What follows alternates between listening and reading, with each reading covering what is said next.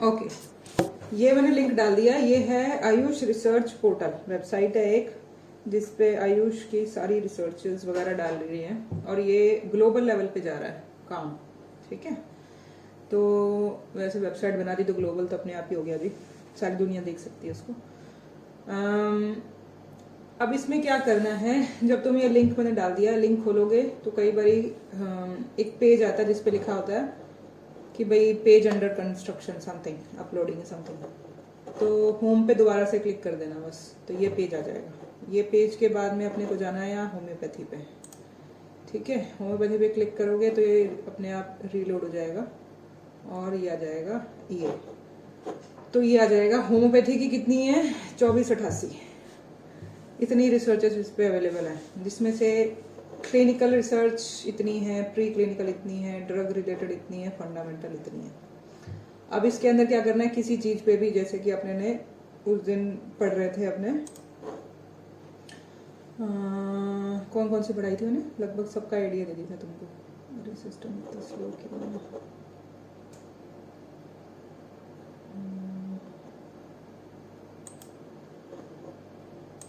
Okay, system इतना slow क्यों है। ठीक है, चलो, तो इसके अंदर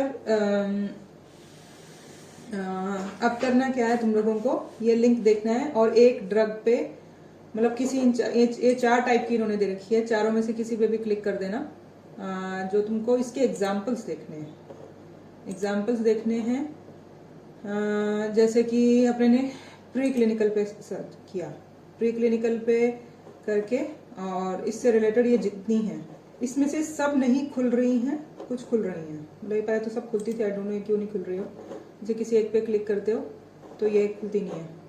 ठीक है, तो कोई बात नहीं, कोई और देख लेना, आई डोंट नो। पर इसका अगर ये सीधा गूगल सर्च करोगे शायद ये मिल जाए तुमको।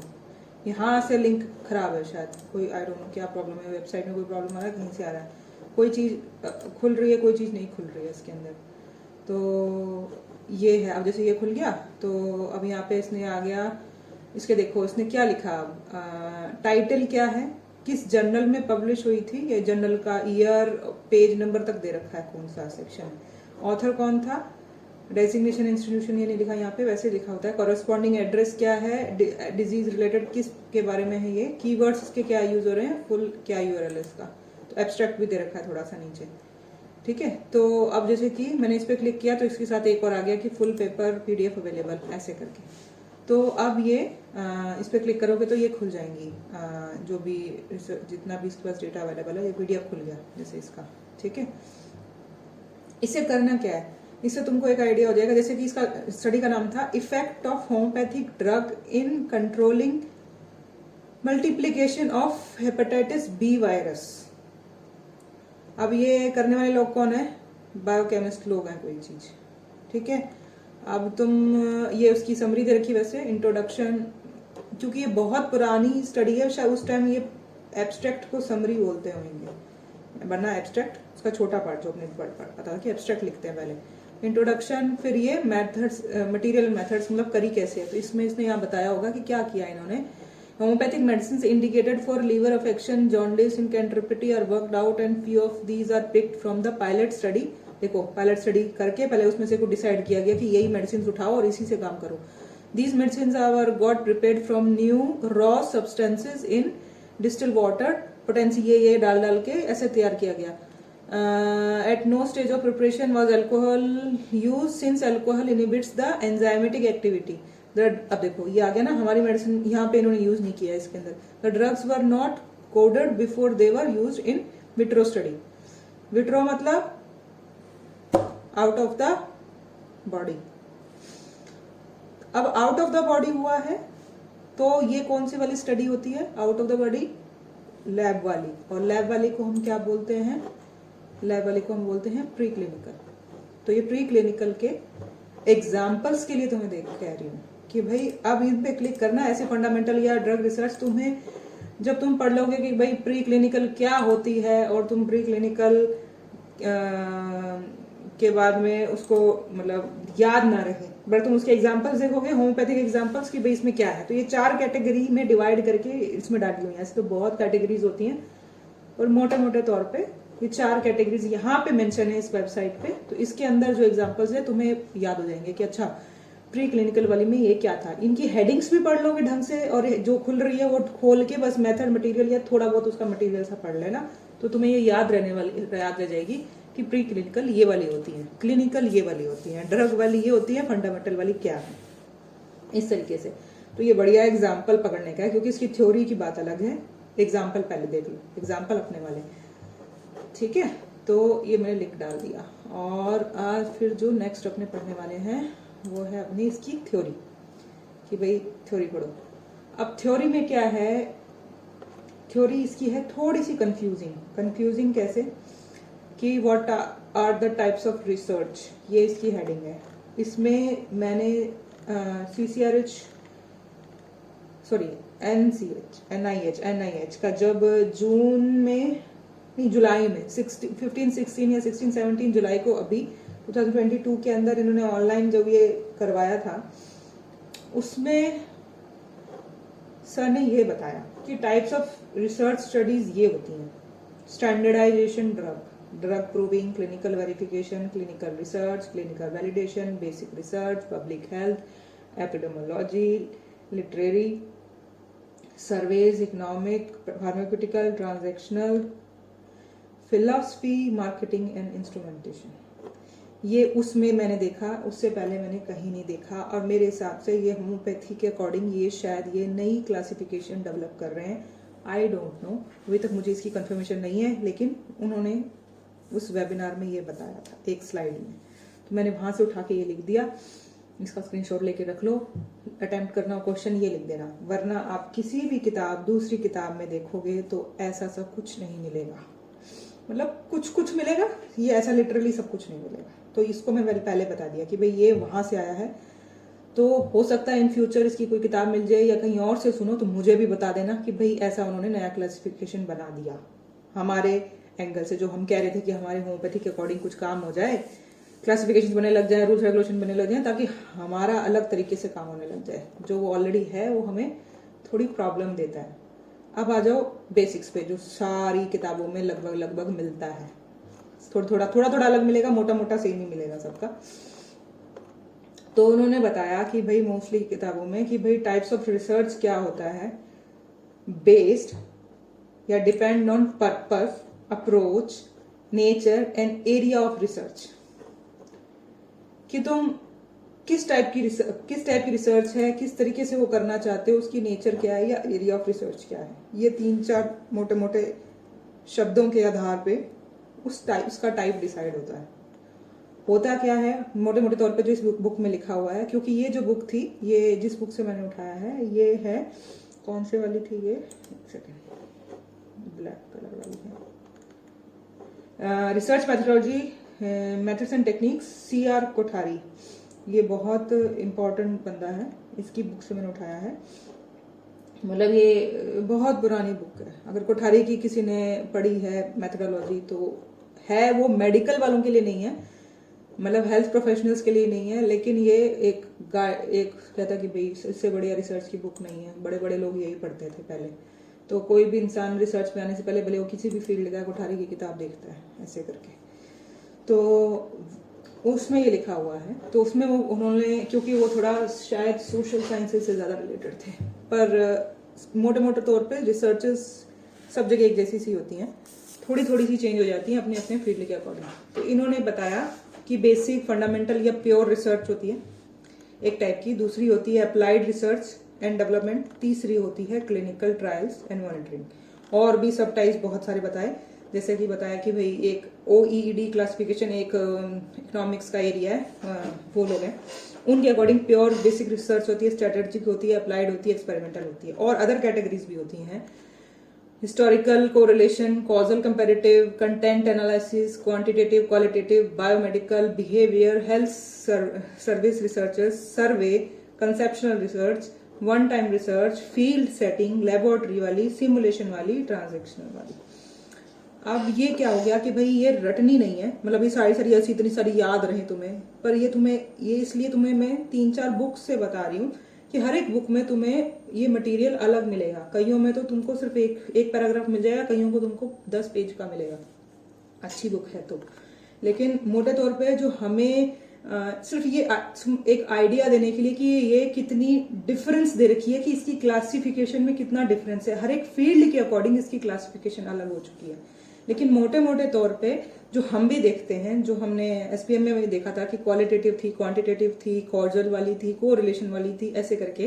तो ये जो वर्ड्स रिपीट होते थे, इसका मतलब ये हमारे वाले में भी चल रहा है। तो अगर बाकी तुम कुछ नहीं लिखोगे, लेकिन ये 5-4 जो नाम है ये भी लिख दोगे, जो अपने आगे और करेंगे तो ठीक है। या तुम कोई इसका एग्जाम्पल पढ़ोगे, जैसे अभी तो उस वेबसाइट पे सिर्फ 4 कैटेगरीज डाली, बाकी तो डाली ही नहीं। लेकिन उस 4 कैटेगरीज के अंदर बाय चांस तुम इसकी वाली कोई देखो कि कॉजल उसने डाल तो रखी है फंडामेंटल में, लेकिन है ये कॉजल वाली, ये कैसे है ना? तो अब पता नहीं उसमें डाली भी ना हो, आई डोंट नो। मैंने इतने सारे एग्जांपल्स में कितने सारे 2400 मैंने खोल के नहीं देखी है, पर ये कि तुमको मैं आइडिया दे रही हूँ कि उसने बेसिक 4 कैटेगरीज में डालने के बाद सब कैटेगरीज में इसमें डाल रखी है, नहीं डाल रखी है, या क्या कर रखा है उसके अंदर। तो अब इसमें क्या है, मोटे मोटे तौर पे इसका मतलब तुम्हें क्वेश्चन अटेम्प्ट करना होगा तो यही लिखना होगा कि भाई फंडामेंटल होती है, अप्लाइड होती है और क्लिनिकल होती है इस बुक के अकॉर्डिंग, और 2-4 है और भी पढ़ते हैं अभी। तो उसमें करना क्या है, बेसिक या फंडामेंटल वाली क्या होती है। बेसिक या फंडामेंटल वाली पूरी थ्योरी पढ़ने से अच्छा मैं तुमको दोहराने में बता देती हूँ कि भाई जब हम कोई रिसर्च शुरू कर रहे हैं और हमें पता ही नहीं कि हम ढूंढ क्या रहे हैं, scientifics have pursued their own ideas for a long time before medical application. कुछ भी कोई थॉट आया उसके पीछे वो लग गए, लगने के बाद में उन्होंने बाद में एक प्रिंसिपल या एक हाइपोथेसिस या उसके बाद कोई जनरेट करी। मतलब अंधेरे में घूम रहे हैं, पता नहीं क्या किया जाएगा, कि भाई कमरे में एंटर करे, अपने को ये नहीं पता कि अपने हाथ पैर लगा लगा के इधर से ढूंढ रहे हैं, ऐसा लाइट कहाँ पे होती है, या बुक्स कहाँ पड़ी है, बेड कहाँ पे, कुछ चुभ ना जाए, ऐसे करते करते कहीं गिर ना जाऊं, तो तुम अंधेरे में कुछ ढूंढ रहे होते हो। तो जब तुम स्टार्ट करते हो तो उसके बाद तुम्हें कुछ नहीं पता होता, लेकिन धीरे धीरे धीरे धीरे तुम्हें आइडिया आने लगता है। आइडिया आने के बाद में अच्छा यहाँ ये बेड है, यहाँ ये लाइट है, यहाँ ये, अब तुम उसके आगे का काम शुरू करते हो। तो जो बिल्कुल स्टार्टिंग वाली होती है, जब कुछ जीरो नॉलेज होती है, तब होता है इसके अंदर। तो ये है basic research has been fundamental to most of the major medical advances ever made. It differ from other type of researches in being totally unpredictable, or often there is no initial connection between the research and its medical application. पता नहीं कोई फायदा भी होगा कि नहीं होगा. Scientists have ये बता दिया, basic research requires a major commitment from the researchers who must have a good training in research methods. These requires large funding, क्योंकि इतना वास्ट काम हो जाएगा, शॉर्ट पीरियड के लिए हो या लॉन्ग के लिए हो, पर तुम्हें कुछ नहीं पता होता कि उसका फायदा भी होने वाला है कि नहीं होने वाला, हो सकता है वेस्ट हो, ऐसे करके ये वाली। तो लेकिन ये शुरू का आइडिया बनाने के लिए होती है एक तरीके से। फिर अप्लाइड वाली आती है, जब कुछ मिल गया। अब अप्लाइड वाली main objective of this type of research is to improve the medical and health practice and benefits the patient and community, जो सारी दुनिया करती है ज्यादातर। There is a need to have various linkage between universities and medical college. Universities जो सिर्फ पढ़ा रही है, मेडिकल कॉलेज जहाँ पे अपना क्या कहते हैं उसे, हॉस्पिटल साथ में अटैच्ड है, ये उनके लिए बोला गया है। जहाँ पे जैसे सोशल साइंसेज होती हैं उनके लिए बोला, अपने तो मेडिकल कॉलेज होते हैं, अपना सब कुछ अटैच है, अपने कॉलेज और यूनिवर्सिटीज अलग नहीं होएगा। ये उन लोगों के लिए बोला गया कि जहाँ पे पढ़ाई अलग होती है, लेकिन उसकी एप्लीकेशन के लिए या लेबोरेटरीज के लिए अलग होता है, उनके लिए बोला है। Centres developing new procedures and patients. The nucleus of research team should not only be qualified in medicine and health but also scientifically trained person. सिर्फ उसको मेडिसिन है ये जरूरी नहीं है, साइंटिफिकली भी एक साइंटिस्ट होना चाहिए एक तरीके से, मतलब जो हम कुछ पढ़ रहे हैं सब कुछ उसको आना चाहिए एक तरीके से। Applied research area could be operational, health service, health man power, policy, economics analysis, decision link, कुछ भी। मतलब जो अप्लाइड वाली है उसका क्या क्या होगा। ऑपरेशनल मतलब वो हम उसको यूज करने वाले हैं, मतलब यूज करने वाले का मतलब हम इसे ऐसे बोलेंगे कि भाई कहीं पे भी, मतलब जैसे कि कोई ऑफिस में यूज हो रही है, अप्लाइड लगा के देखोगे कि भाई ये चीज काम भी करती है कि नहीं करती, ये ऑब्जेक्टिव लेके चलते हो कि भाई जैसे कि एक कंप्यूटर के अंदर बोला जाए कि भाई ये कमांड काम भी कर रही है कि नहीं, इसका आउटपुट कैसा चल रहा है। तो जो बिल्कुल उसका 100% रिजल्ट ओरिएंटेड ही जो होती है कि भाई वो काम करेगी तो वो है, नहीं तो नहीं, उसका कोई फायदा नहीं है इस तरीके से। तो तुम रिजल्ट यही आना चाहिए, यही काम होना चाहिए, ये डिजीज ठीक होनी चाहिए, तो ही मतलब वो तुम पहले टारगेट लेके चलते हो। जो बेसिक फंडामेंटल वाली किसी भी साइंस के अंदर उसका कुछ नहीं पता होता। अप्लाइड वाले का होता है कि भाई ये है और इसका ये रिजल्ट होना चाहिए, इसको अप्लाई कर रहे हैं, वो कैसे किया जाएगा, वो सारा बात बताई जाती है। वो हेल्थ सर्विसेज में हमारी हेल्थ मैन पावर बढ़ाने में कि कैसे बढ़ाया जाए, कैसे ज़्यादा डॉक्टर्स बनाए जाए, पॉलिसी कैसे बनाया जाए, इकोनॉमिक्स कुछ भी होगा। और clinical trial and monitoring, trial वाला जैसे कि अपने में होता है क्लिनिक में आने से पहले, उससे पहले तक जो कुछ होता है उस मेडिसिन से तैयार करने, उसको रेडी करने के लिए हम एक डॉक्टर के हाथ में देने से पहले सब उस ड्रग के साथ क्या हुआ वो ट्रायल्स ही होते हैं उसके और उसकी monitoring. This type research is done before new developments have reached the clinical level. Mostly ये लोग कौन करवाते हैं, जो कमर्शियल इंस्टीट्यूट्स होती हैं, मतलब जो लोग फार्माकोटिकल्स वाले हैं, जो बना रहे हैं, वो ड्रग्स बनाएंगे भेजेंगे, जैसे अपने कहते हैं फार्मेसी वाले, जैसे कि एलोपैथ्स को बोलोगे कि तो भाई वही वो फार्मास्यूटिकल सारी इंडस्ट्री जो करा रही होगी वो यही करा रही होगी, हमारे हाथ में मेडिसिन देगी कि अब तुम अब पेशेंट्स को दो। उससे पहले जो कर रहा होगा वो लोग कर रहा होगा कुछ, ठीक है। तो ये बेसिकली सब अलग। तो ये मेन 3 टाइप की, अगर तुम्हारे दिमाग में कभी भी सीधा से क्वेश्चन आया कि भाई कहीं खड़े होके कि रिसर्च के टाइप क्या होते हैं, भाई बेसिक्स ही होती है, अप्लाइड वाली होती है, क्लिनिकल वाली होती है, और उसके आगे बहुत सारी होती है। जिस फील्ड से रिलेट करते हैं उस फील्ड से बहुत होती हैं। जैसे कि एक तीसरी बुक में मैंने जब निकाला तो उन्होंने बोला डिस्क्रिप्टिव और एनालिटिकल, और क्या यही अप्लाइड एंड वर्सेस फंडामेंटल, ये बेसिक टाइप की रिसर्च होती है। बेसिक जैसे तुम बोलोगे किसी भी किताब में किसी भी फील्ड में पढ़ोगे तो तुम यही पढ़ोगे कि अप्लाइड होती है और फंडामेंटल होती है। और उसके बाद बोलोगे क्वांटिटेटिव और क्वालिटेटिव, जो ऊपर भी आया था उसका, ठीक है। क्यों मैं तुमको 2-3 बुक्स का रेफरेंस दे रही हूँ, क्योंकि कोई भी बुक कंप्लीट नहीं है। 2-3 बुक से पढ़ोगे, ये अपनी बाकी किताबों से, अपने बाकी सब्जेक्ट से अलग है, क्योंकि उन किताबों को रेडी करके हमें दे दिया गया कि ये ऑर्गेनल पढ़ो, यहाँ से लेकर यहाँ तक काम खत्म, ये मटेरियल पढ़ो, यहाँ से लेकर यहाँ तक यहाँ काम खत्म। लेकिन इस सब्जेक्ट के साथ ऐसा नहीं है। ये सब्जेक्ट अभी अभी हमारी लाइन में डेवलप हो रहा है, तो कुछ भी फिक्स नहीं है कि यही है, हम उसमें ऐड कर रहे हैं कि भाई ये पढ़ो, ये पढ़ो, ये पढ़ो। हमारा रिसर्च सिलेबस भी डेवलप हो रहा है एक तरीके से। तो मैं तुम्हें आइडिया दे रही हूँ, 3-4 बुक्स से देखो, और जो चीज 3 या 4 बुक्स में बारी बारी रिपीट करके दे रखी है वो तो है ही, उसको अपनी लाइन से कनेक्ट करने की कोशिश करो। 1 या 2 बुक्स तो हेल्थ प्रोफेशनल्स के लिए स्पेशली जो की गई है वो पढ़ना, और एक आधी बुक जैसे कोठारी वाली है वो हेल्थ प्रोफेशनल के लिए नहीं लिखी गई है, लेकिन एक जनरल बहुत बढ़िया बुक है उसलिए लिखी गई है, तो उसका एक रेफरेंस साथ में रखना बस। जैसे कि अपने पहले पढ़ा, मैं तुमको अप्लाइड ये बताया, वो 1 नंबर का पर्सन था, उसने वो लिखा, लेकिन अब बाकी लोगों ने जब ये वाले जो बुक ये तुमको पढ़ा रही हूँ, ये एक हेल्थ प्रोफेशनल ने लिखी है, उनके लिए लिखी गई है। तो ये तुम्हें एक आइडिया देगा, मतलब उस क्वेश्चन को अटेम्प्ट करने का, क्योंकि पक्का कोई सिलेबस नहीं है। रिसर्च के साथ ऐसा है कि उसका कोई पक्का सिलेबस सा नहीं है, इसलिए ये थोड़ा सा खुद की मेहनत है, ना कि नहीं तो ये 1-2 सालों में तो शायद वो सिलेबस बना के दे दें, किताब छाप के दे दें कि यही पढ़नी है तो काम खत्म हो जाएगा, लेकिन तब तक हमें खुद की मेहनत करनी पड़ेगी, थोड़ा सा आइडिया लेना पड़ेगा। और ये इससे फायदा भी है, क्योंकि ये सिर्फ स्टार्टिंग में जब तुम्हारा थॉट बन रहा होता है, अगर तुम्हें सिर्फ इतना सा सिलेबस दे दिया जाए, ये पढ़ो यहाँ से लेकर यहाँ तक, तो बाकी सब्जेक्ट्स के लिए तो ये बहुत अच्छा है, क्योंकि तुम इधर उधर नहीं देखते हो, और वो बारी बारी चीज़ें हजारों सालों से, जिसे बोलेंगे कि पक्की हो चुकी है, जब से वो चीज़ बनने लगी थी, टॉपिक बनने लगा, अपने 200 सालों से वो चीज़ जो बुक्स थी वो बारी बारी वेरीफाई हो चुकी है। रिसर्च एक बहुत ही नई चीज़ है, मतलब पिछले 50-60 सालों में ही बननी शुरू हुई है किसी भी फील्ड में, धीरे धीरे। तो ये क्या कर रही है हमारी लाइन में, तो ये 10 साल भी नहीं हुए इसको रिसर्च का वर्ड सुनते हुए। तो हमारी लाइन में क्या सिलेबस बनने वाला है, कैसे पढ़ना है, कौन से मेथड्स इंक्लूड हो रहे हैं, कौन से शायद बिल्कुल ही नया डायरेक्शन मिल जाए हमारे वाले को, तो हमें पता नहीं है। इसलिए ये हम एक डेवलपिंग फेज में हैं, तो इसलिए सिलेबस या टॉपिक या इसकी क्या इसमें ऐड होगा क्या नहीं होगा, इस पर बहुत सारे क्वेश्चंस उठेंगे, ऐड करना नहीं करना।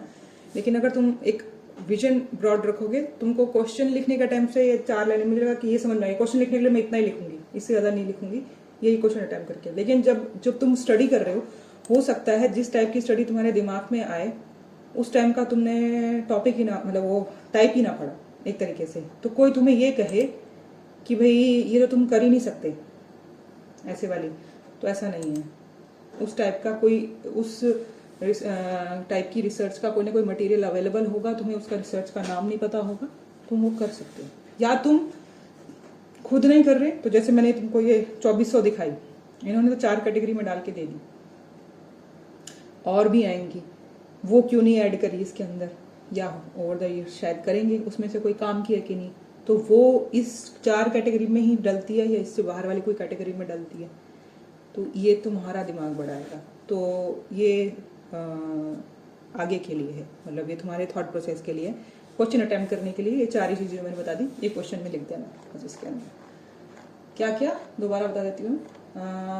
एक वाली डिस्क्रिप्टिव ऑफ एनालिटिकल, ये लिख सकते हैं, मतलब ये एक हेल्थ प्रोफेशनल के लिए दी गई है, यही आंसर इसका अटेम्प्ट कर सकते हैं। इससे पहले वाला मैंने तुमको CCRH वाला बताया, ये NIH वाला, ये NIH में ये लिखा हुआ है। आई डोंट नो, मुझे ये चीज इसका लिटरेचर नहीं मिला, ना मुझे इसका कोई आगे का डिटेल मिली है, सिर्फ मुझे हेडिंग्स मिली थी कहीं से, मैंने हेडिंग्स लिख दिया इसकी, और ये तो तुम्हें एक जनरल बुक में निकाल के दे दी। तो अपने लिखने के लिए अगर क्वेश्चन के लिए तुम बोलोगे कि भाई मुझे तैयार क्वेश्चन दे दो जी, ये लिखे आऊँ और उसके बाद में कुछ नहीं देखने वाला, तो यही तैयार आंसर है इसका। कि डिस्क्रिप्टिव और एनालिटिकल क्या है?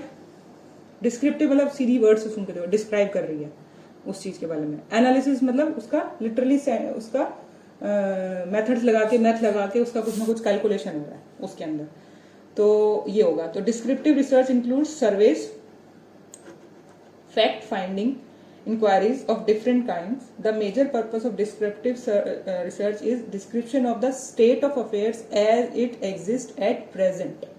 जो अभी हो रहा है उसका वैसे के वैसे डिस्क्राइब कर देना।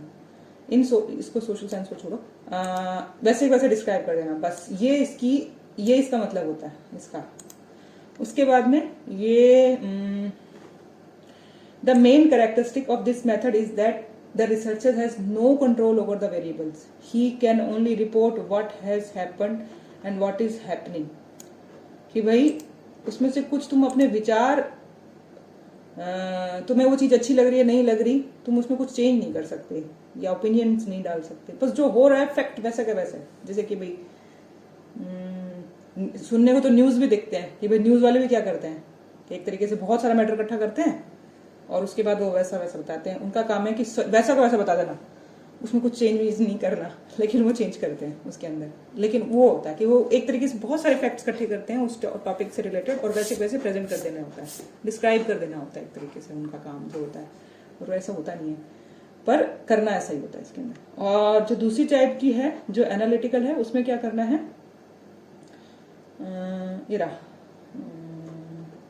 हाँ, in analytical research, on the other hand, the researcher has to use facts or information already available and analyze these to make a critical इसका evaluation of the material.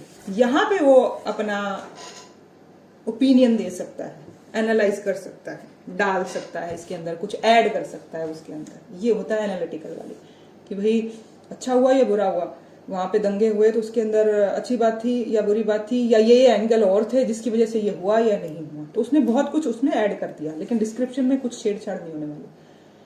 ठीक है, तो यही 3 लाइनें याद रखना बस। डिस्क्रिप्टिव वाली ये होती है, इसका मेन मतलब ये होता है, एनालिटिक वाली ये होती है। अप्लाइड वाली मैंने तुमको बताई दी है, वैसे एक आधा वर्ड बताती हूँ। Research can either be applied और रिसर्च होती है basic. Applied research aimed at finding a solution for an immediate problem facing a society or institution or business organization, कोई भी उसका सीधी उसका बेसिक वाली कहती है, अप्लाइड वाली ये कहती है कि भाई उसका सोल्यूशन निकालो, सोल्यूशन ओरिएंटेड थी।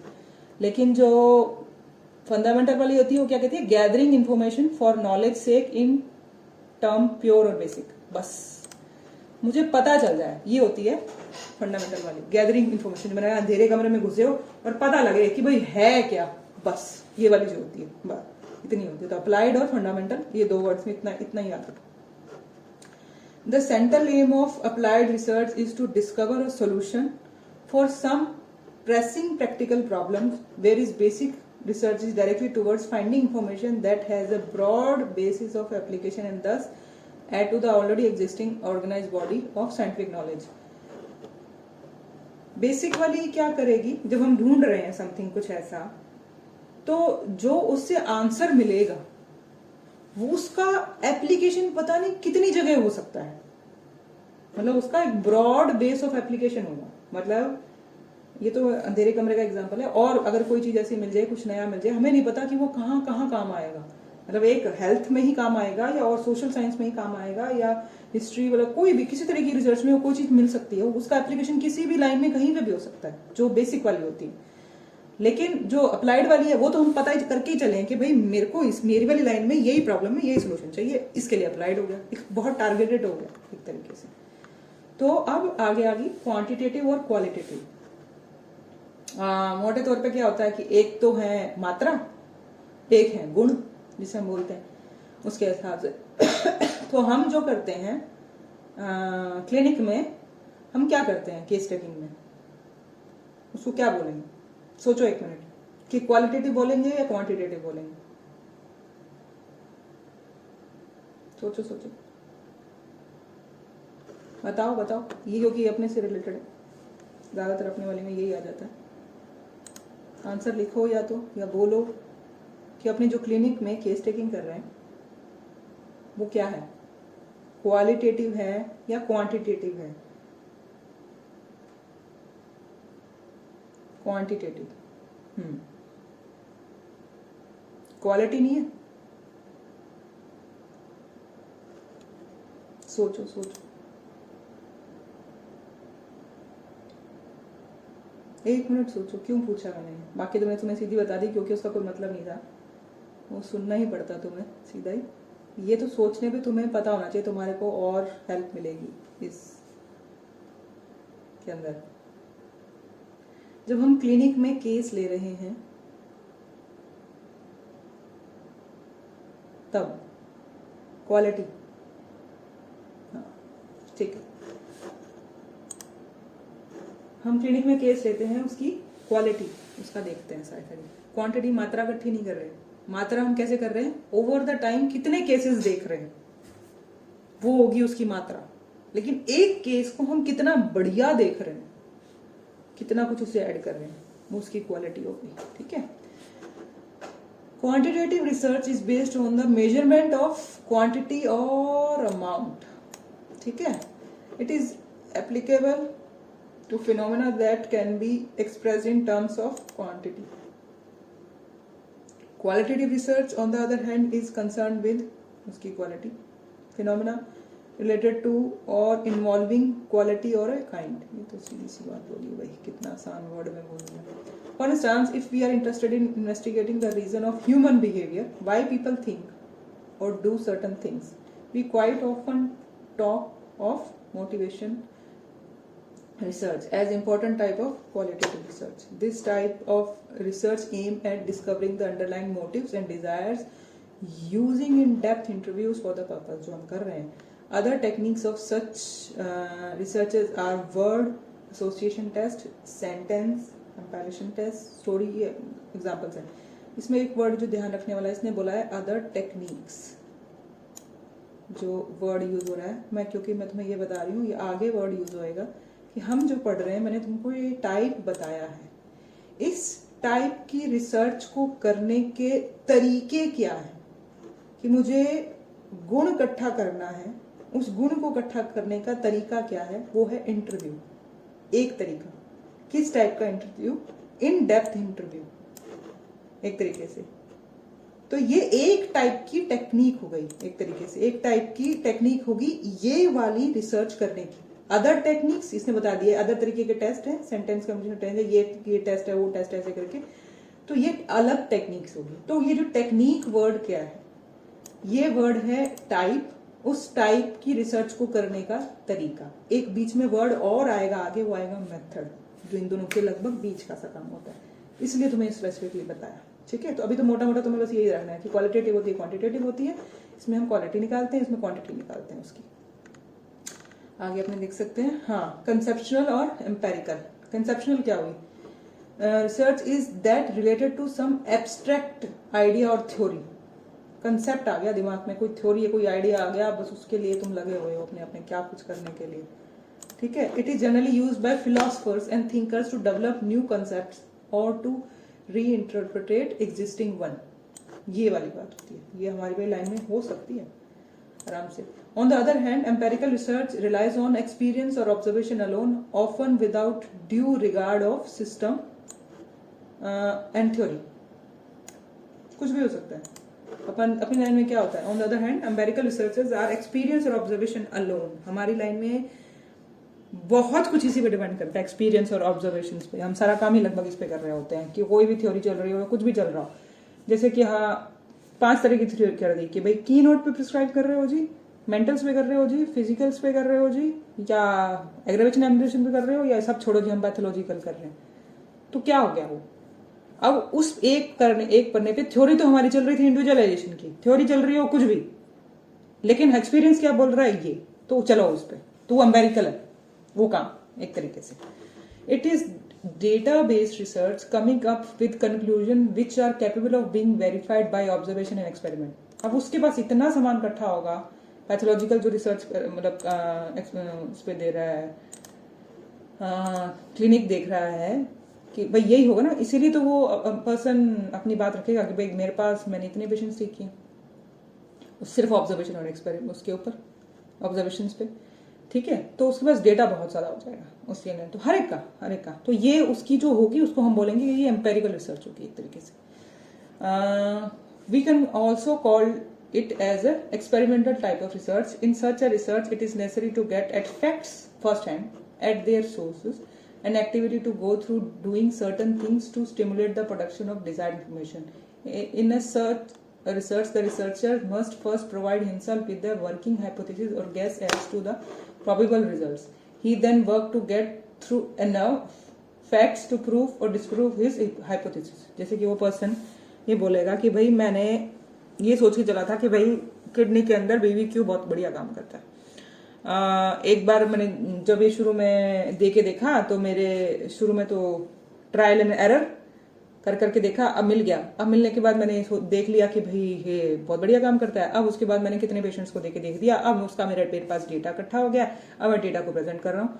तो मैं हाइपोथेसिस मतलब आधे रास्ते मेरी हाइपोथेसिस बन गई थी। तो शुरू में ट्रायल और एरर चल रहा था, जो हम क्या बोल रहे थे, पायलट स्टडी होती है। उसके बाद उस पायलट स्टडी से हमें आइडिया आ गया, अब आइडिया से हमारी हाइपोथेसिस बन गई, उस हाइपोथेसिस के अकॉर्डिंग हमने पेशेंट्स देखने शुरू कर दिए, पेशेंट देख से हमारा डेटा इकट्ठा हो गया, अब हम अपनी बात को प्रूव या कर सकते हैं, ठीक है। तो ये उस टाइप का ये बन गया। तो कंसेप्चुअल और एम्पेरिकल, बस अदर टाइप की है ये वही जो हमने ऊपर पढ़ी थी, दोबारा पढ़ देती हूँ पर उसी को उसने घुमा के थोड़ा सा अदर से लिखा हुआ है। All other type of researchers are variation of one or more of the above stated approaches. ऊपर वाली मेन लगभग यही होती है, इसी का कुछ ऊपर नीचे प्लस माइनस इसके सब कैटेगरीज और बन जाती हैं, based on either the purpose of research or the time required to accomplish research. ये बहुत होती है कि भाई ऊपर वाली तो सीधी 2-3 कैटेगरीज में तुमने डिवाइड कर ली। अब जो इसके आगे वाली है वो तो या तो पर्पस क्या होगा, उसकी टाइम कितना लग रहा है, environment in which research is done, based or on the basis of some similar factor, ठीक है। ये इसके बेसिस पे इन्होंने कुछ और टाइप बना दिया है। Form the point of view of time, we can think of research either as one time research और लॉन्गिट्यूडनल रिसर्च, ठीक है। तो अपने जो मैं आगे पढ़ाऊंगी वो एक या दो, तुमको 2-3 ही पढ़ाऊंगी डिटेल में, मोटे मोटे नाम तुमको मैं सबके बता दिए ताकि तुम कहीं से पढ़ो कि लॉन्गिट्यूडनल रिसर्च, अब ये कौन सी नई रिसर्च आ गई, हमने तो पढ़ी थी, ये उस टाइप की है। इसको तुम डिटेल में कहीं, क्योंकि डिटेल में कोई क्वेश्चन नहीं आना, डिटेल में तो मोटा सा क्वेश्चन आने वाला है, लेकिन मोटे से तुमको 10 या 20 या 50 जितने नाम होते हैं वो सब पता होना चाहिए। डिटेल में 2-3 देखेंगे अपने आगे। In the former case of research is confined to a single time period, whereas the later case, ये वाली longitudinal वाली, carried out several time period, बहुत लंबा टाइम लग जाता है इनको। Research can be field setting research, और लेबोरेटरी वाली बताई थी, या सिमुलेशन वाली ऊपर भी बताई थी, depending upon the environment in which it is to be carried out. Field setting वाली को कहते हैं सर्वेस वगैरह जो अपने करते हैं, जनसंख्या गणना उस टाइप की हो गई है ना, और भी कुछ भी फील्ड भी हो सकता है कुछ भी। जैसे कोविड के लिए वो पता कर रहे थे घर घर जाके कि भाई तुम्हारे टीके लगे कि नहीं लगे, और इस तरीके का, तो फील्ड में जाके कर रहे हैं। लेबोरेटरी वाली तुम्हें पता है लैब में करना। सिमुलेशन वाले क्या करते हैं कि मोस्टली क्या होता है, जितना मुझे अभी तक पता चला है, कंप्यूटर जैसे उनके पास डेटा इकट्ठा हो गया कि भाई कोविड इस एरिया में इतने तरीके से हो रहा है, इतना हो रहा है, तो वो एक तरीके का जो फैक्ट इकट्ठा हो जाता है वो कंप्यूटर को दे देते हैं, और उस कंप्यूटर के अंदर वो सारी जानकारी डाल देते हैं, और उस कंप्यूटर को बोलते हैं कि अब तो यही चीज बारी बारी करके देख अपने आप।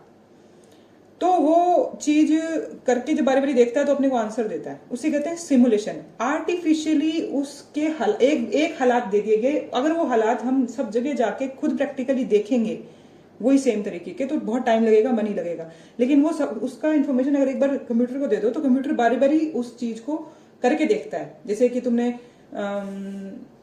इसको और तरीके से कैसे समझाएं, कोई अपनी वाली लाइन में हो नहीं रहा, लेकिन ये बहुत यूज होता है सिमुलेशन आजकल। जैसे कि एक सिंपल सी चीज को देखो कि भाई तुमने उछाला सिक्का तो हेड आया और टेल आया। अब तुमको ये सिक्का बारी बारी उछालना है और देखने के लिए कि मैं अगर मैं 50 बार सिक्का उछालूंगा तो कितनी बार हेड आता है और कितनी बार टेल आता है। तो तुमने एक बार सिक्का उछाला तो हेड आ गया, दूसरी बार उछाला टेल आ गया, तो तुमने 10 एक बार करके ये इन्फॉर्मेशन कंप्यूटर में डाल दी और उसे बोला कि तू 1000 बार उछाल के देख। मतलब उछालने का मतलब उसका एक मेथड होता है, तरीके का उसको करने का, करके देखना और 1000 बार में से मुझे 1000 बार करने के बाद ये काम और मुझे बता देना लास्ट में कितनी बार आया, हेड कितना आया, टेल कितना आया। तो अपने को वो सारा काम प्रैक्टिकली करना नहीं पड़ा। तो वो सिमुलेशन वाला, क्योंकि ये आज के टाइम में बहुत होता है। Depending upon the environment in which this carried out, research can as well as understood as a clinical और डायग्नोस्टिकल वाली भी। क्लिनिकल ड्रग रिलेटेड भी होती है, जो आपने बताई थी कल मैंने, ड्रग रिलेटेड और डिजीज रिलेटेड। क्लिनिक के अंदर हम क्या कर रहे होते हैं, मेडिसिन पे देख रहे होते हैं कि मेडिसिन ये कितना बढ़िया काम कर रही है, या ये मेडिसिन या फिर एक डिजीज को देख रहे होते हैं कि भाई होम्योपैथी से ये डिजीज कितनी बढ़िया ठीक हो रही है। तो फोकस क्या है उसका। Such research follow case studies, methods, in depth approaches to reach the basic causal relation। बस इतना बहुत है तुम लोगों के लिए, इतना आगे बहुत, वैसे तो बहुत ज्यादा है, किसी ने स्क्रीनशॉट लेना तो ले लो, आगे पढ़ना है तो, पर इतना तुमको बहुत है। एक है द रिसर्च में बी एक्सप्लोरेटरी और इट में be formalize. The objective of exploratory research is the development of hypothesis rather than their testing. Various formalized research studies are those with substantial structures and a specific hypothesis already tested होती है इसके अंदर। इतना depth में जाने की जरूरत नहीं है, हमारे लिए है, तुम लोगों के लिए उतना बहुत है तुम्हारे लोगों के लिए। ठीक है, तो लिखने के लिए 5 पॉइंट, क्योंकि ये बहुत आराम से तुम्हें रिवाइज करते हुए बताऊंगी, कंफ्यूज मत होना, आगे जब तुम पढ़ने लगोगे तो ये थोड़ा सा कंफ्यूज करता है। तो हमने पढ़ी डिस्क्रिप्टिव और एनालिटिकल, आगे बढ़ी डिस्क्राइब करने वाली और एनालाइज करने वाली, सीधी सी बात। अप्लाइड करने वाली, फंडामेंटल, कुछ नहीं पता, जीरो से शुरू करने वाली। उसके बाद हमने पढ़ी क्वालिटेटिव क्वांटिटेटिव, जो हम करते हैं। उसके बाद हमने पढ़ी कंसेप्ट ऑफ एम्पिरिकल, ये भी है कि भाई अपनी थ्योरी लेके चलो, एक जो ऑलरेडी है उस पर इकट्ठा करो। उसके बाद हमने पढ़ी बहुत सारी टाइप की रिसर्चेस, जिसका जो पर्पस के हिसाब से, टाइम रिक्वायरमेंट के हिसाब से, एनवायरमेंट के हिसाब से, या कोई उन और सिमिलर फैक्टर से, उसके अकॉर्डिंग बहुत सारे नाम होंगे ये वाली। ठीक है, तो एक और देख लो। हाँ, ये वाली, इसने भी एक तीसरी किताब में भी क्या बोला उसने, basic fundamental, applied, empirical. Other वाले में क्या बोल दिया, एक्सपेरिमेंटल, कॉजल कंपैरेटिव आ गई यहाँ पे, सर्वे वाली, कंटेंट एनालिसिस वाली, क्वांटिटेटिव, हिस्टोरिकल। एक और किताब, 4 किताबों से तुम्हें बता दिया मैंने। ठीक है, इसमें कुछ समझ नहीं आया तो मुझे बताओ, क्योंकि अपने जो आगे पढ़ने वाले हैं वो इसका डिटेल पढ़ने वाले हैं।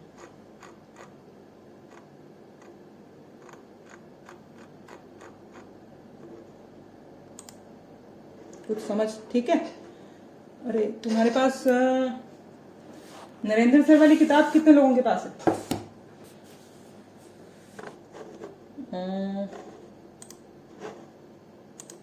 हाँ ना, बता दो।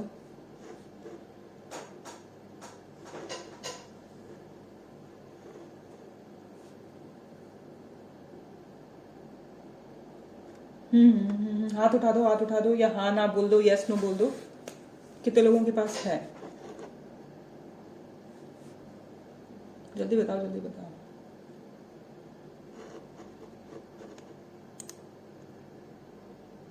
तीन लोगों के हाथ खड़े हैं, बाकी लोग नहीं है।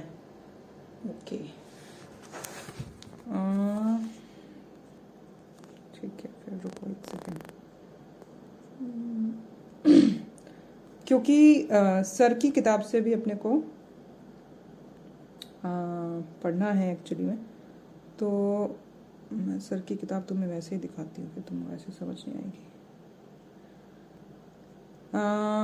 बाकी लोग ले लो, क्योंकि अभी जो मैं तुम्हें बताऊंगी तुम्हें समझ में आएगा कि अपने जो 4 किताबों में हमने पढ़ा और नरेंद्र सर की जब किताब से पढ़ा तो उसमें फ़र्क क्या है, और ये बहुत ज़रूरी है।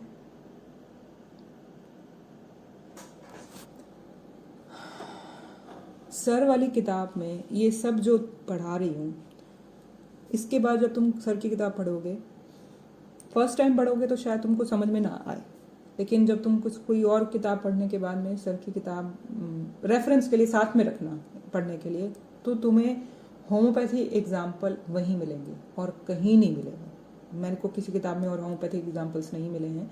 तो थोड़ी बहुत अकेला सर की किताब से पढ़ने की कोशिश करते हैं तो थोड़ा सा मुझे मुश्किल लगा था, तुमको शायद ना लगे, लेकिन मैंने दूसरी किताब पढ़ने के बाद जब सर की किताब पढ़ी तो मुझे सर की किताब बहुत ज़्यादा अच्छी लगी और मुझे समझ में तब ज़्यादा आने लगी। मेरे साथ ये हुआ। तो उसकी वजह से क्या होता है कि तुमको जब क्वेश्चन अटेम्प्ट करते हो, जैसे मैं तुमको ये पहले बता दिया कि भाई ये वेबसाइट पे जाके ये देखना जो मैं फंडामेंटल या वर्ड ये यूज़ कर रही हूँ और ये क्लिनिकल या ये वाले, तो इसके एग्जाम्पल्स अगर तुमको पहले दिख जाएंगे उसके, तो तुम्हें वो चीज़ याद नहीं करनी पड़ेगी, उसके एग्जाम्पल्स तुम्हारे सामने होंगे। क्योंकि अपनी लाइन के अंदर अगर कोई चीज़ का एग्जाम्पल दिख रहा है तो वो सबसे बढ़िया है, उससे बढ़िया कुछ नहीं है। इसका एग्जाम्पल नहीं दिख रहा तो हम उसको सिर्फ सोच रहे हैं अपने दिमाग में, अच्छा ये थ्योरी लिखी है, अगर ये इस थ्योरी को अपनी लाइन में कैसे लगेगी एक तरीके से, तो अपनी लाइन के अंदर उसको एक तरीके से उसको थॉट प्रोसेस में लाना एक बहुत मुश्किल काम हो जाता है एक तरीके से।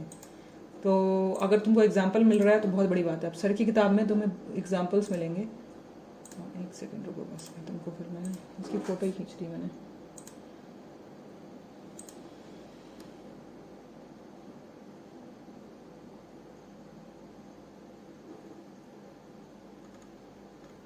ठीक है,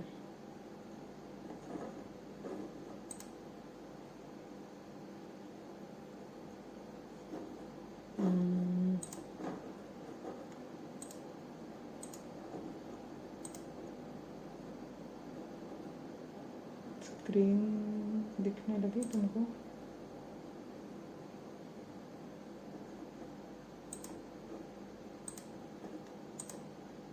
स्क्रीन दिख रही है?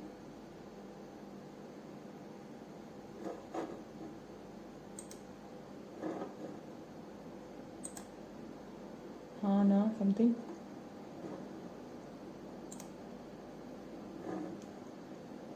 मुझे बताओ, स्क्रीन दिख रही है?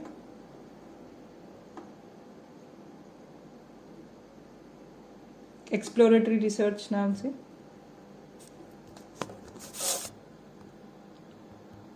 अरे पीछे से हाँ या ना बोलो, कुछ तो बोलो। दिख रही है? ठीक है। ये देखो, ये है पेज नंबर अराउंड समथिंग 200 के आसपास है, 200 के। जिनके पास किताब है वो देख लेना, जिनके पास नहीं है तो ये स्क्रीनशॉट्स मैं डाल दूंगी, बस उसमें देख लो अभी। मैं इनके स्क्रीनशॉट्स ग्रुप में डाल दूंगी। उन्होंने एक्सप्लोरेटरी रिसर्च जो अपने 3-4 पढ़ी थी, लास्ट वाली एक्सप्लोरेटरी, उन्होंने 3 डाली है मेनली। एक तो डाली है सबसे पहले एक्सप्लोरेटरी, डिस्क्रिप्टिव, और तीसरी डाली है एक्सप्लेन वाली, एक तरीके से एक्सपेरिमेंटल वाली। ठीक है, तो ये 3 टाइप की उन्होंने आगे डिटेल में बताई है, और लगभग इस अपने होम्योपैथिक पॉइंट व्यू से मुझे ये ज़्यादा मतलब अच्छी लगी कि भाई अपने काम की शायद यही है एक तरीके से। तो ये एक्सप्लोरेटरी, डिस्क्रिप्टिव और एक्सप्लेनेटरी, ये वाली, ये तीनों डाली है इन्होंने। तो ये वाली एक सेकेंड इसमें डालो, ये अपने पढ़ना। अगर जब तक कि कोई स्पेसिफिक अलग ही तुम्हें क्वेश्चन ना दिखे कि भाई अलग टाइप की ही तुमसे डिटेल में, अगर तुम्हें किसी क्वेश्चन पेपर में मिली है कि भाई वो वाली बताओ एक तरीके से, जैसे कि उन्होंने बोला लेबोरेटरी वाली बताओ या कुछ और वाली, अगर कोई जब तक स्पेसिफिकली तुम्हें ना दिखे तो इतना कुछ तुम्हें पढ़ने की डिटेल में ज़रूरत नहीं है। मुझे ये चीज़ ऐसे इसलिए अच्छी लगी क्योंकि ये अपने होम्योपैथिक सर के एग्जाम्पल्स वगैरह से अच्छे से दे रखी थी, तो मुझे लगा कि यही 3-4 पढ़ लो और ज़रूरत ही नहीं है तुमको बाकी पढ़ने की एक तरीके से। तो तुमको ये ठीक है, तो जैसे ये वाली है एक्सप्लोरेटरी रिसर्च, और exploratory research is often used when the topic और इशू इज न्यू। ठीक है, जो अभी हमने पढ़ा था उसमें कि भाई टॉपिक और issue is new and when the data is difficult to collect it is conducted for a problem that has not been clearly defined it is a initial research into a hypothetical और theoretical idea. जो हमारी fundamental वाली हम पढ़ के जो थोड़ा सा आइडिया था, ये उसका थोड़ा सा एडवांस वर्जन वाला कि भाई इसके अंदर भी यही है कि हमें कुछ नहीं पता उसका टॉपिक का, या कुछ नया भी है और उससे रिलेटेड कोई डेटा ऑलरेडी अवेलेबल भी नहीं है, ऐसा कुछ है इसके अंदर। ठीक है, तो अब इसके लिए क्या करना पड़ेगा कि भाई it is an initial research into a hypothetical or theoretical idea, बस ऐसा सा कुछ हो सकता है उसके अंदर। This is where a researcher has an idea or has observed something and seeks to understand more about it, और ढूंढना चाहता है। An exploratory research project is an attempt to lay the groundwork that will lead to future studies or to determine if what is being observed might be explained by a currently existing theory। ये भी है कि वो जो बताएगा वो आगे काम आएगा, और ये भी होगा कि भाई हो सकता है कि कुछ ऑलरेडी जो चल रहा है उसमें भी कुछ मिल जाए अपने को मदद। To determine if what is being observe might be explained by currently existing theory, जो ऑलरेडी कहीं कोई थ्योरीज है, हो सकता है उससे इसका आंसर मिल जाए। It often Lay's the initial groundwork of future researches. जो इसको बोला जाता है, एक्सप्लोरेटरी वाले को बोला जाता है विच इज गोइंग ऑन, हो क्या रहा है, या व्हाट इज गोइंग ऑन भी बोल सकते थे। तो हो क्या रहा है इसके अंदर। To make this little more understandable, imagine you are blind folder, ये वाला सर ने एग्जाम्पल दे दिया, और एक अंधेरे कमरे में तुम घुस गए और ढूंढ रहे हो कि क्या हो क्या रहा है इसके अंदर। तो ये उसका एडवांस वर्जन है थोड़ा सा। और उसके बाद exploratory research can come to two big forms, either a new topic or a new angle. A new topic is often unexpected and startling in its finding. New angles can come and new ways to look at things, either from the theoretical perspective or a new measuring something. ऐसे करके ये कुछ देखो, नया ख्याल ही नया है, या उसका एंगल नया है और उसको या फिर नए तरीके से मेजर किया जा रहा है, ऐसे करके। अब इसके क्या है, इसको करने के, और ये पढ़ लेना थ्योरी, कुछ मुश्किल सा नहीं है, तो मैं आइडिया दे रही हूँ क्योंकि मेन आइडियाज तुमको मैंने दे दिए। इसके अंदर क्या है कि करते कैसे हैं इसको, कि भाई अब तुमको एक नया आइडिया लेने के लिए करना क्या चाहिए। Focus group, secondary research, expert surveys और open ended questions. Focus group मतलब कि जैसे कि अपने जो ले रहे हैं वो, a focus group is a form of qualitative research in which a group of people are asked about their perceptions, opinions, beliefs and attitudes towards a topic. Questions are asked in an interactive group settings where participants are free to talk with each group member. The focus groups can only collect subjective data, not objective data on the use of the application. जैसे two-way focus group, जैसे one focus group watches other focus group and discuss the observed interaction and conclusion. ये एक एक का detail में दे रखा है, हो यही रहा है। कुछ लोगों को इकट्ठा किया गया है और उन लोगों से सवाल पूछे जा रहे हैं, और उसको जो जैसा वो आंसर दे रहे हैं उसको देखा जा रहा है उसके अंदर। उसमें क्रॉस क्वेश्चनिंग वाला आगे आगे टाइप का अगर होगा तो होगा, लेकिन ज्यादातर नहीं होता, सिर्फ ऑब्जर्वेशन होती है उसके अंदर। और इसमें दो हो गए, या डुअल मॉडरेटर फोकस ग्रुप, या डुअल ऐसे करके इसमें आगे इसके सब कैटेगरीज और भी बहुत सारी होती हैं। होता है इसमें यही है बस, उसमें ऑब्जर्वेशन होती है जो वो बोल रहे हैं, एक जना बोल रहा है दूसरा सुन रहा है, दो ग्रुप भी हो सकते हैं ऐसे करके। तो dual moderator focus group, duelling moderating focus group, ये आ गया। Two moderators deliberately take opposite sides on the issue under discussion, ये भी है कि भाई दो जो उस ग्रुप का डिस्कशन लीड कर रहे हैं एक तरीके से, वो लोग हो जाते हैं ऐसे करके। तो अलग अलग टाइप का हो गया इसके अंदर, मेनली यही होता है। एक फोकस ग्रुप हो गया, दूसरा हो गया कितने टाइप के हो गए फोकस ग्रुप्स वाले टाइप के। इसमें क्या होता है कि एक अपनी एसपीएम में हमें पढ़ा था, कम्युनिटी हेल्थ रिसर्च नाम से आती है, कम्युनिटी हेल्थ रिसर्च, उसमें ये फोकस ग्रुप भी काम आता है। कम्युनिटी हेल्थ में क्या होता है, जैसे कि तुम एक स्लम एरिया है, वहां जाके 50 लोगों को बिठा लिया जो उसके हेड भी हो सकते हैं, जैसे गांव में गए हो तो सरपंच वगैरह होते हैं, तो ऐसे करके तो तुम उस एरिया के 50 लोगों को बिठा के और 50 लोगों से सवाल पूछ रहे हो, तुमको क्या प्रॉब्लम आ रही है, वो कहेगा हमें पानी की प्रॉब्लम है, हमें सफाई की प्रॉब्लम है, हमें बीमारी की प्रॉब्लम है, कुछ करके तो वो बताना शुरू करते हैं और तुम वो नोट करते हो और उसके अकॉर्डिंग बाद में डिसाइड करते हो कि भाई जिन्होंने प्रॉब्लम्स जो बताई थी, इस प्रॉब्लम के अंदर सबसे ज्यादा प्रॉब्लम जो मैं ठीक कर सकता हूं, जैसे कि अगर मैं एक हेल्थ प्रोफेशनल हूं तो इन लोगों ने बताया कि हमारे यहाँ मलेरिया बहुत है या डेंगू बहुत है, तो मैं उसमें से उनकी दी हुई प्रॉब्लम में से एक प्रॉब्लम को उठा के उस पर रिसर्च करता हूँ। तो मैंने उस स्लम में जाके रिसर्च करनी है, तो इस स्लम में जाके मैं रिसर्च कैसी सी करूं ये उन्होंने डिसाइड करके मुझे दे दिया। अब मैं वो रिसर्च करना कैसे चाहता हूं, तो डिजाइन मैंने करी। तो उस डिजाइन के अंदर सबसे पहला स्टेप क्या था, जाके उन लोगों से पूछना। तो उसके बाद में और भी स्टेप्स होंगे। तो मोस्टली क्या होता है यही कि भाई ये एक आइडिया भी मिलता है। कम्युनिटी रिसर्च में फोकस ग्रुप एक आइडिया देता है। तो अलग अलग रिसर्चेज में अगर फोकस ग्रुप्स यूज हो रहे हैं तो उनसे हेल्प अलग होगी। अपनी लाइन में क्या हो रहा है कि हम एक ही पर्सन से बात कर रहे हैं, तो ग्रुप नहीं है, इंडिविजुअल इंटरेक्शन है, ऐसे करके इसके अंदर। उसके बाद है नेक्स्ट, भाई सीधा होगा,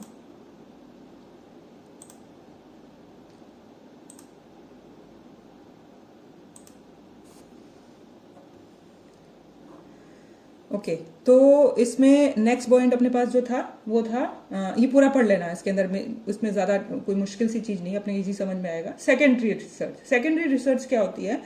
सेकेंडरी रिसर्च में क्या होता है, the research where the data is collected from an existing research is known as secondary research. It involves the summary, collection or the synthesis of that research subject or experiment.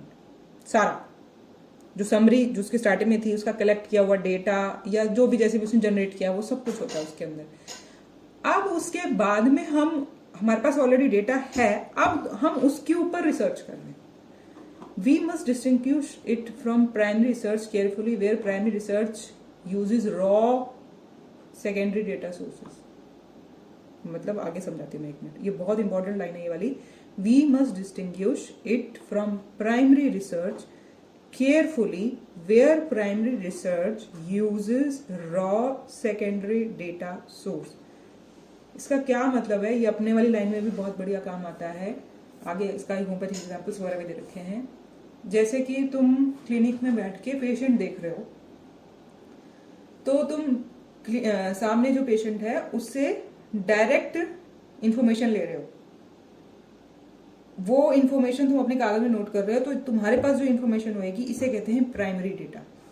अब ये information अगर कोई और use करे, तुम्हारे 10 case थे, 50 case थे, अगर ये 50 केस कोई और यूज करे उसके अंदर किसी भी चीज में, तो वो होगा सेकेंडरी डेटा। ठीक है, मतलब उसके अंदर कि भाई प्राइमरी तुमने सीधा लिया है, इस बंदे ने उस बंदे की इंफॉर्मेशन ले ली, पेशेंट ए की इंफॉर्मेशन तुमने सारी नोट करी थी। अब कोई दूसरा बंदा है, उसने उस पेशेंट ए की ले ली, उसका डायरेक्ट उससे कोई लिंक नहीं है, लेकिन उसकी सारी इंफॉर्मेशन उसके पास है, उसने खुद नोट नहीं करी है, तो उसने वाया तुमसे ली है, तो वाया हो गया एक तरीके से। तो वाया तुमसे लिया, तो वो जो डेटा हो जाएगा वो उसके लिए बोला जाएगा कि भाई ये प्राइमरी सोर्स से लिया गया डेटा हो गया, हमारे लिए ये सेकेंडरी डेटा है। अब ये तो हो गया सीधा काम, जो तो अब मैं जिसकी बात कर रही हूँ वो मैं हूं जिसने सारा प्राइमरी डेटा इकट्ठा किया था। अब मैंने, अगर मेरा कोई रिसर्च का टाइप ऐसा है जिसमें मैं सीधी इंफॉर्मेशन नहीं ले सकती, जैसे कि कोविड में कितने लोग मरे और कितने भर्ती हुए थे, उसमें से कितने मरे कितने बचे, सीधा सा सवाल है। अब मैं इस बात पे स्टडी करना चाहती हूँ, लेकिन मैं हॉस्पिटल में तो अपॉइंटेड ही नहीं हूं, तो मैं क्या करूंगी कि वहां के हेड से परमिशन लूंगी कि तुम लोग जो डेटा इकट्ठा कर रहे हो वो डेटा मुझे दो, कि तुम्हारे रजिस्टर में जो एंटर हुआ कि कितने लोग कोविड से भर्ती हुए थे और उसमें से कितने बचे कितने गए, वो डेटा मैंने ले लिया एक तरीके से। तो वो क्या डेटा हुआ, अब मेरे लिए तो उसको तुम बोलोगे तो वो प्राइमरी डेटा है, मतलब एक तरीके से बोलोगे क्योंकि भाई सीधा मुझे मिला है, लेकिन उसको डेप्थ में समझोगे तो प्राइमरी डेटा तो वो था, तुमने रॉ सेकेंडरी डेटा मिला, तो मेरे वाला जो डेटा है वो सेकेंडरी डेटा कहलाएगा एक तरीके से। ठीक है, ये बहुत मतलब थोड़ा सा कंफ्यूजिंग लगता है, लेकिन ये सीधी सी बात है कि तुम डायरेक्टली सीधा इकट्ठा कर रहे हो, 1 to 1 तो प्राइमरी हो, और तुम्हारा वाला कोई और यूज करेगा तो वो सेकेंडरी है एक तरीके से। ऐसे ही अगर तुम किसी और का मांग के ले रहे हो तो तुम उसका रॉ सेकेंडरी डेटा ले रहे हो एक तरीके से।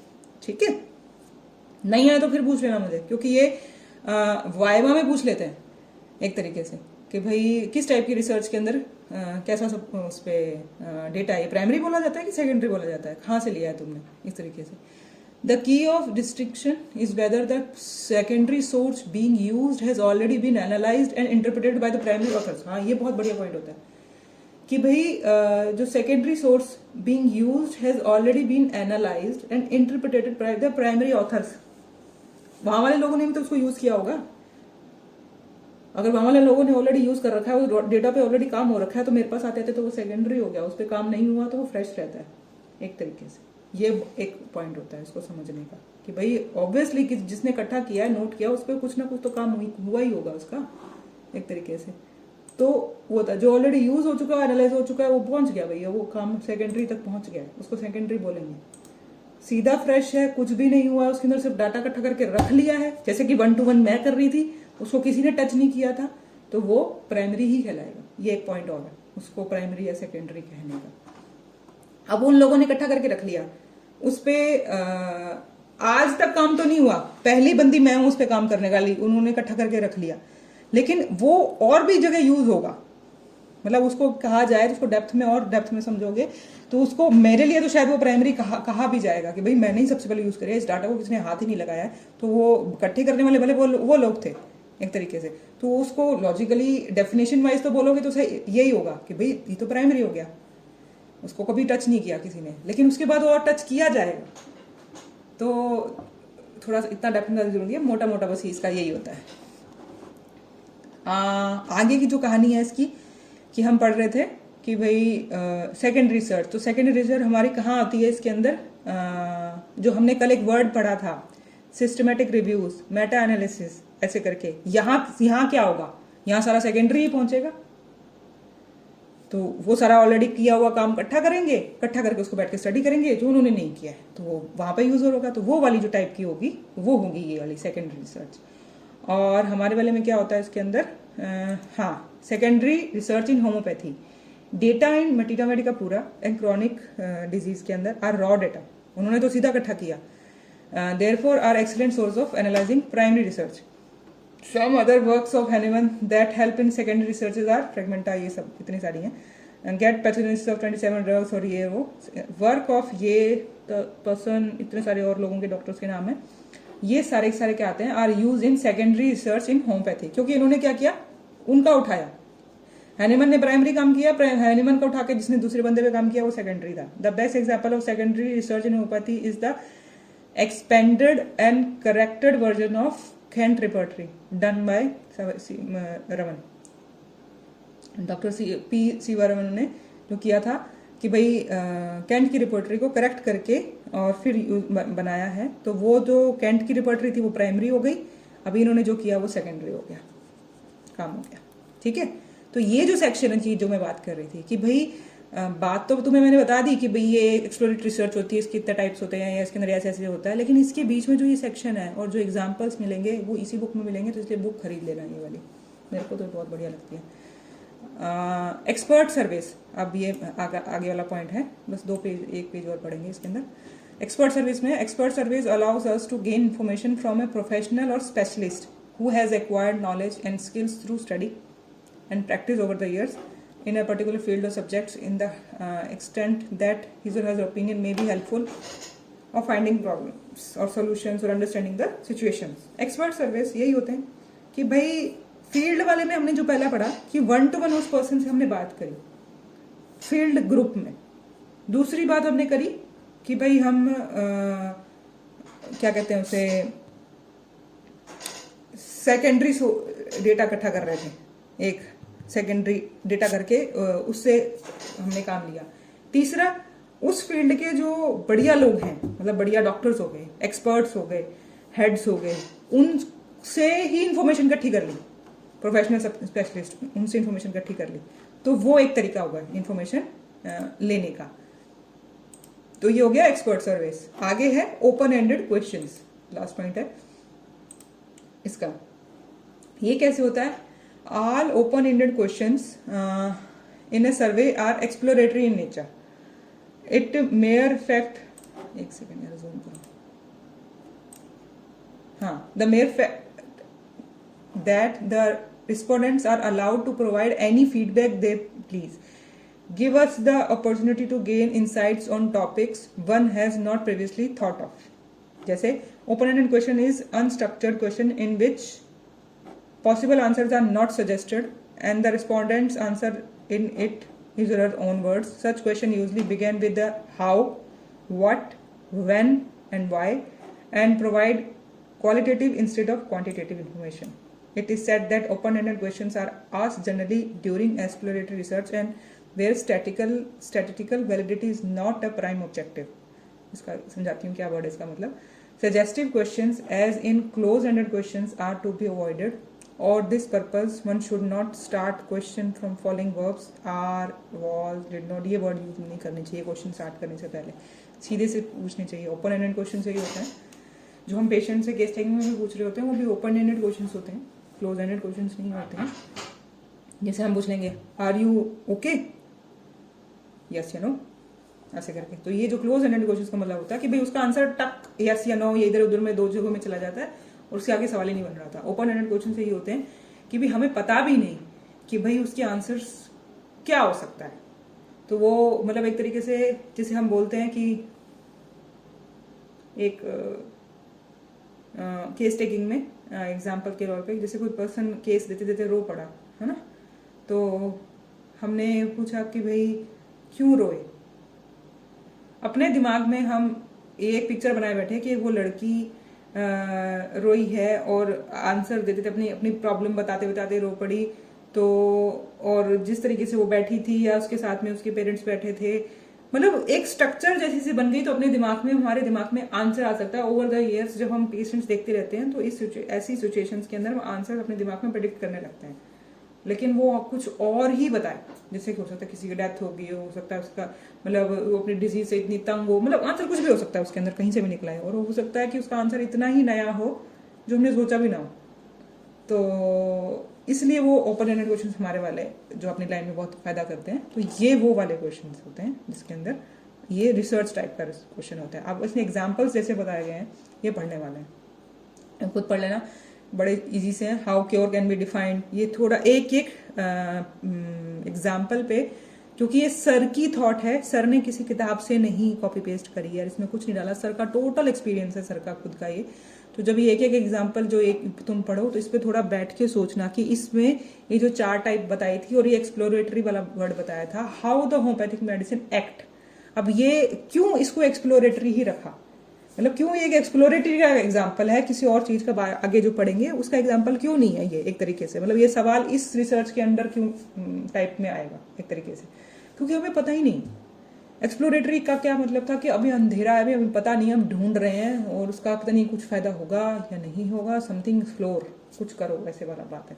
तो उसी सारे उसके क्वेश्चन है, आगे भी हैं इसके एग्जाम्पल्स, पोस्ट कर देती हूँ मैं इसके अंदर। तो ये है, आज इतना ही करेंगे इसके अंदर। अभी तक जो किया उसका मुझे बता दो, कुछ समझ नहीं आया तो क्वेश्चन पूछो, नहीं तो आज के लिए इतना ही बहुत है। ये रे, और इसमें दे रखा है अबाउट 28-30 एग्जाम्पल्स हैं इसके, ये रे। आगे वाली कल करेंगे अपने डिस्क्रिप्टिव वाली। Is natrum mur incorrectly mention in Kent repertory under rubric fear of death. ये सर के थॉट्स हैं बस, टोटल उस टाइप का एग्जाम्पल जनरेट करने के लिए होम्योपैथी एंगल से। ठीक है, चलो अब बताओ, कोई सवाल है तो बताओ, वरना मैं पोस्ट कर देती हूँ ग्रुप में। जिसके पास बुक नहीं है वो बुक मंगवा लो, ये तुम्हें बहुत हेल्प करेगी सोचने में।